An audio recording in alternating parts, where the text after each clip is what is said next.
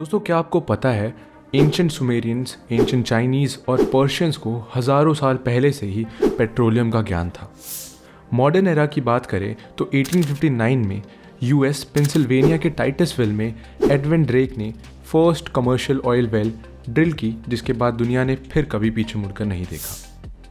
लेकिन क्या आपको पता है, मॉडर्न ऑयल की डिस्कवरी से करीब 34 साल पहले ही हमारे प्यारे भारत के नॉर्थ ईस्ट में बसे आसाम में पेट्रोलियम की डिस्कवरी हो चुकी थी। चलिए दोस्तों, आज आपको लेकर चलते हैं एशिया के फर्स्ट और one of the oldest oil refinery के सफ़र पर। नमस्कार दोस्तों, यूपीएससी वाला में आपका स्वागत है और मैं हूं शशांक पांडे।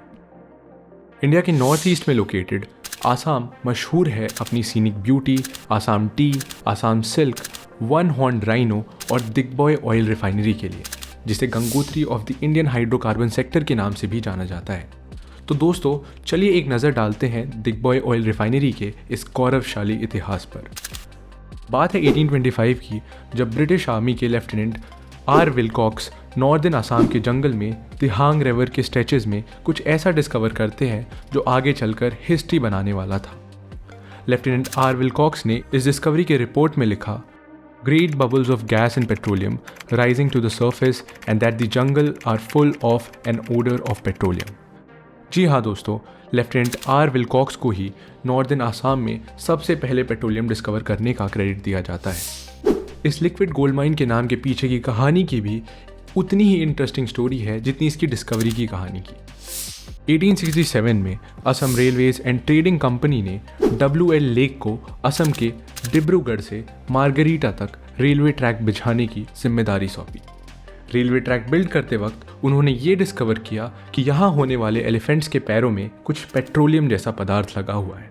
इसको ट्रेस करते हुए उन्होंने असम में लिक्विड गोल्ड के रिजर्व्स डिस्कवर किए। कहा जाता है कि पेट्रोलियम की ड्रिलिंग करते वक्त डिग बॉय डिग के स्लोगन्स लगे थे और इसी कारण से इस जगह का नाम डिगबॉय पड़ा।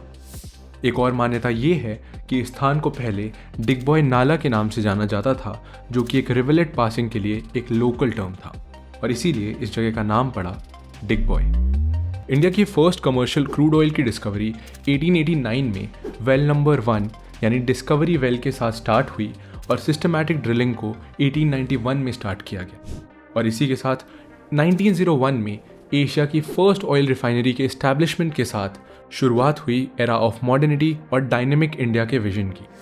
100 एम्प्लॉयज़ के साथ डिगबॉय ऑयल रिफाइनरी वहाँ के इन्हेबिटेंट्स के साथ पूरे इंडिया की लाइफलाइन बन गया और असम की इंडस्ट्रियल हिस्ट्री की नींव रखी गई। 1939 में सरदार अमर सिंह मारवा ने गांधी जी को सपोर्ट करते हुए डिगबॉय ऑयल रिफाइनरी में स्ट्राइक का नेतृत्व किया और इस स्ट्राइक को वाइसरॉय लिनलिथगो और असम के गवर्नर रॉबर्ट नील रेड ने मिलकर क्रश कर दिया। वर्ल्ड वॉर 2 के दौरान डिगबॉय से रोज़ाना 7,000 बैरल ऑयल एक्सट्रैक्ट किया जाता था और उसके बाद ऑयल प्रोडक्शन में भारी गिरावट देखने को मिली। आज यहाँ 1000 ऑयल वेल्स को ड्रिल किया गया है, जहाँ से 240 barrel oil per day extract किया जाता है। इंडिपेंडेंस के बाद 14 अक्टूबर 1981 को पार्लियामेंट के एक एक्ट के तहत डिगबॉय ऑयल रिफाइनरी को इंडिया के largest commercial enterprise Indian oil corporation limited का पार्ट बनाया गया और आज Digboi oil refinery 0.65 million turns की कैपेसिटी के साथ इंडिया के ऑयल सेक्टर में एक अहम योगदान दे रहा है। अगर बात करें पूरे आसाम की, तो आसाम इंडिया के टोटल ऑनशोर क्रूड प्रोडक्शन में 24% और टोटल क्रूड प्रोडक्शन में 12.18% कंट्रीब्यूट करता है। आइए अब जानते हैं डिगबॉय की ज्योग्राफी के बारे में। Digboi oil field north eastern Assam के फॉल्टेड एलोंगेटेड एंटिक्लाइन रॉक्स पे सिचुएटेड है, जो कि टिपम सीरीज यानी मिडिल मायोसीन का पार्ट है। यहाँ के सेडिमेंट्री रॉक फॉर्मेशन जैसे कि सैंडस्टोन और लाइमस्टोन में मिलियंस ऑफ ईयर्स से हाइड्रोकार्बन्स एक्यूमुलेटेड है। डिगबॉय की कॉम्प्लेक्स स्ट्रक्चरल जियोलॉजी यहाँ के फोल्ड्स एंड फॉल्ट्स के साथ हाइड्रोकार्बन को ट्रैप और कॉन्सेंट्रेट करती है। यहाँ की टेक्टोनिक हिस्ट्री स्ट्रक्चरल ट्रैप्स जैसे कि एंटिक्लाइन और फॉल्टेड बेसमेंट्स पेट्रोलियम के एक्यूमुलेशन में एक बड़ा रोल प्ले करती है। डिगबॉय में पेट्रोलियम की हिस्ट्री शुरुआत थी असम के इंडस्ट्रियल हिस्ट्री की और आज ऑयल असम की 3rd लार्जेस्ट इंडस्ट्री है। ओल्डेस्ट ऑयल रिफाइनरी होने के नाते डिगबॉय ऑयल रिफाइनरी असम की इकोनॉमी में बहुत बड़ा कंट्रीब्यूशन करती है। यहाँ से पेट्रोलियम प्रोडक्ट्स जैसे कि वैक्स या फ्यूल एटसेट्रा एक्सट्रैक्ट किए जाते हैं। डिगबॉय से प्राप्त होने वाला पेट्रोलियम रिमार्केबल है high pour point 95 degree Fahrenheit और हाई वैक्स कंटेंट के लिए। पेट्रोलियम के साथ Digboi oil refinery wax moulding unit और वैक्स पैलेटाइजेशन यूनिट के थ्रू फिनिश वैक्स को स्लैब और पैलेट फॉर्म में प्रोड्यूस करता है। अगर आप ध्यान से देखें तो डिगबॉय ऑयल रिफाइनरी पहला कदम था ऑयल इंडस्ट्री में भारत के आत्मनिर्भर बनने का। भारत से ऑयल प्रोडक्ट्स एक्सपोर्ट करने वाले पहले ऑयल रिफाइनरी का ताज आज भी डिगबॉय को ही प्राप्त है। ये भारत का पहला ऑयल रिफाइनरी है जहां नेचुरल गैस को इंडस्ट्रियल और डोमेस्टिक दोनों में यूज़ किया गया था। डिगबॉय ना ही सिर्फ एक ऑयल रिफाइनरी है बल्कि ये एक केंद्र है भारत के पेट्रोलियम इंडस्ट्री में रिसर्च, डेवलपमेंट, मार्केटिंग और डिस्ट्रीब्यूशन का। रिफाइनरी असम के लोकल पॉपुलेशन के लिए डायरेक्ट एंड इनडायरेक्ट एम्प्लॉयमेंट का सोर्स भी है और thousands of skilled and unskilled workers को सपोर्ट भी करता है। डिगबॉय रिफाइनरी इस रीजन के स्मॉल और मीडियम साइज इंडस्ट्री को भी सपोर्ट करता है जो रिफाइनरी में गुड्स और सर्विसेज सप्लाई करते हैं। रिफाइनरी से आने वाले टैक्सेस और रॉयल्टीज़ का स्टेट की रेवेन्यू में एक बड़ा योगदान है। ये रिफाइनरी असम और नेबरिंग रीजन में फ्यूल और पेट्रोलियम प्रोडक्ट्स का भी एक रिलायबल सोर्स है जो यहाँ इंपोर्ट डिपेंडेंसी को कम करते हुए इन प्रोडक्ट्स की प्राइस को स्टेबल रखता है। ओवरऑल डिगबॉय रिफाइनरी ने असम के सोशियो इकोनॉमिक डेवलपमेंट में एक इम्पॉर्टेंट रोल प्ले किया है। इंडियन ऑयल कॉरपोरेशन लिमिटेड के under operational Digboi oil refinery 50 वर्षों से भी अधिक समय से रिफाइंड क्रूड ऑयल, विभिन्न प्रकार के फ्यूल्स और पेट्रोलियम प्रोडक्ट्स सप्लाई करता है। डिगबॉय से होने वाले एक्सपोर्ट्स इंडिया के फॉरेन एक्सचेंज में भी काफ़ी हद तक कंट्रीब्यूट करते हैं। हम जानते हैं कि इंडिया क्रूड ऑयल और पेट्रोलियम प्रोडक्ट्स का नेट इंपोर्टर है और ऑलमोस्ट अपनी 85% क्रूड ऑयल के लिए इंडिया इंपोर्ट पर ही निर्भर है। ऐसे में डिगबॉय ऑयल रिफाइनरी जैसे यूनिट्स इंपोर्ट डिपेंडेंसी रिड्यूस करने और प्राइस को स्टेबल रखने में भी एक अहम भूमिका निभाते हैं। इंडियन गवर्नमेंट के लिए भी रिफाइनरी से जनरेट होने वाले टैक्सेस और रॉयल्टीज़ इनकम का एक रिलायबल सोर्स है। ये हिस्टोरिक ऑयल रिफाइनरी अपनी खूबियों के साथ साथ लिमिटेशंस और आरोपों से भी घिरा हुआ है। आइए इन पर भी एक नज़र डालते हैं। Number 1, environmental pollution. रिफाइनरी से होने वाले एयर और वाटर पोल्यूशन ने यहाँ के लोकल इनहैबिटेंट्स के हेल्थ को नेगेटिवली इम्पैक्ट किया है। रिफाइनरी से निकलने वाले एमिशंस हार्मफुल पोल्यूटेंट्स जैसे सल्फर डाइऑक्साइड और नाइट्रोजन ऑक्साइड कैरी करते हैं जिनसे रेस्पिरेटरी और दूसरे हेल्थ इश्यूज़ का खतरा होता है। Number 2, land acquisition. ये रिफाइनरी एक्सेसिव लैंड एक्विजिशन के आरोपों से घिरा हुआ है। रिफाइनरी के एक्सपेंशन के लिए यहाँ के लोकल्स को डिस्प्लेस होना पड़ा है जिससे जन्म हुआ है सोशल और इकोनॉमिक इश्यूज़ का। Number 3, water scarcity. Digboi oil refinery को इस रीजन के डिप्लीटिंग वाटर रिसोर्सेज के लिए भी जिम्मेदार ठहराया जाता है। साथ ही वाटर ट्रीटमेंट और डिस्पोजल ऑफ वेस्ट वाटर के आरोप भी रिफाइनरी के ऊपर लगते रहे हैं। Number 4, lack of transparency. Refinery को operations and decision making process में लैक ऑफ ट्रांसपेरेंसी के लिए भी काफ़ी क्रिटिसाइज़ किया गया है जिससे रिफाइनरी और यहाँ के लोकल पॉपुलेशन के बीच डिस्ट्रस्ट को बढ़ावा दिया है। Number 5, ageing infrastructure. Digboi oil refinery world की one of the oldest refinery है और यहाँ के एजिंग इंफ्रास्ट्रक्चर ने ऑपरेशनल प्रॉब्लम्स और इंक्रीज़ कर दिए हैं और साथ ही इंक्रीज मेंटेनेंस कॉस्ट को भी जन्म दिया है।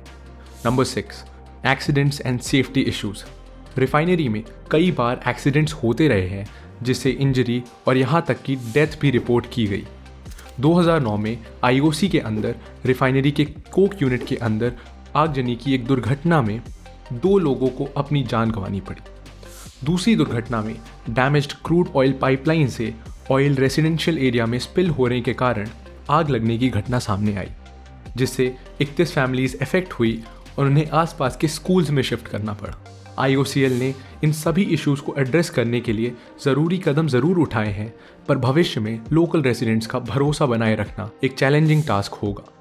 दोस्तों, इंडिया ने 2047 तक एनर्जी सेक्टर में आत्मनिर्भर बनने का टारगेट रखा है। हमारे प्राइम मिनिस्टर नरेंद्र मोदी जी ने COP26 में ये घोषणा की है कि 2030 तक भारत अपने इंस्टॉल्ड इलेक्ट्रिसिटी का 50% नॉन फॉसिल फ्यूल से जनरेट करेगा। इस गोल को अचीव करने के लिए जापान के सुजुकी मोटर्स ने गुजरात में electric vehicle battery manufacturing facility को इस्टेब्लिश किया है। इसके साथ ही Bharat solar energy, green energy, national renewable mission, national hydrogen mission और बायोफ्यूल्स में तेज़ी से इन्वेस्ट कर रहा है।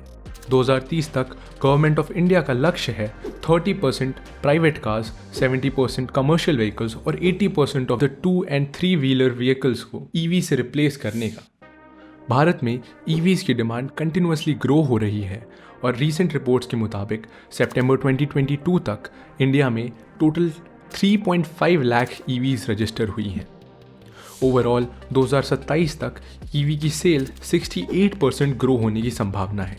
ऐसे में पेट्रोलियम इंडस्ट्री के भविष्य के ऊपर एक प्रश्न उठना स्वाभाविक है। क्या पेट्रोलियम इंडस्ट्री का अंत होने वाला है?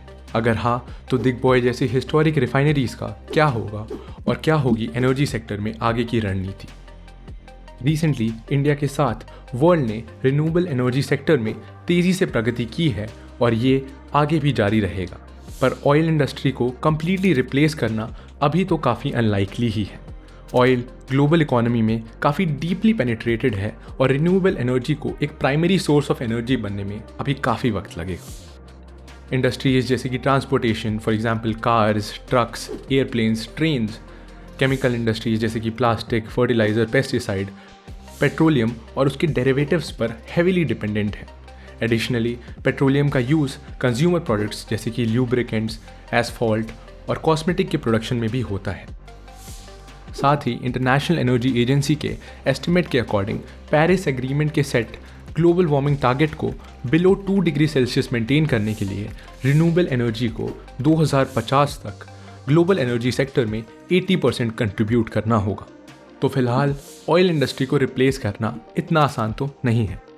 दिग्बॉय ऑयल रिफाइनरी कई दशकों से इंडिया के एनर्जी सेक्टर में अपना योगदान दे रहा है।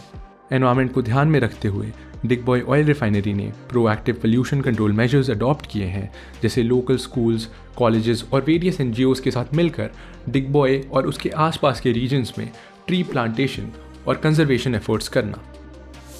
दिग्बॉय ऑयल रिफाइनरी के 100 ईयर्स को मार्क करने के लिए जनवरी 2002 में ऑयल सेंटेनरी म्यूजियम का निर्माण किया गया और वेल नंबर 1 यानी डिस्कवरी वेल इस म्यूजियम के प्रेमाइस के अंदर ही मौजूद है और आज ये म्यूजियम एक फेमस टूरिस्ट स्पॉट है जो असम की टूरिज्म इकोनॉमी को भी काफ़ी बूस्ट करता है। कंक्लूजन दोस्तों, आज के 21st सेंचुरी में भारत के साथ पूरी दुनिया रीन्यूएबल्स और नॉन कन्वेंशनल एनर्जी की डेवलपमेंट के लिए ज़ोर शोर से इन्वेस्ट कर रही है। पर भारत जैसे इमर्जिंग इकोनॉमीज़ के लिए अपने नॉन रिन्यूएबल एनर्जी सोर्सेज का जुडिशियस तरीके से एक्सट्रैक्शन और एक्सप्लॉयटेशन बहुत ज़रूरी है। 1901 में शुरू हुआ दिग्बॉय ऑयल रिफाइनरी आज भी भारत की एनर्जी सिक्योरिटी और इकोनॉमिक डेवलपमेंट में शान से अपना योगदान दे रहा है। और ये थी कहानी दिग्बॉय की। आशा करता हूँ आपको ये वीडियो पसंद आया होगा। फिर से मिलते हैं अगले वीडियो में, तब तक के लिए जय हिंद।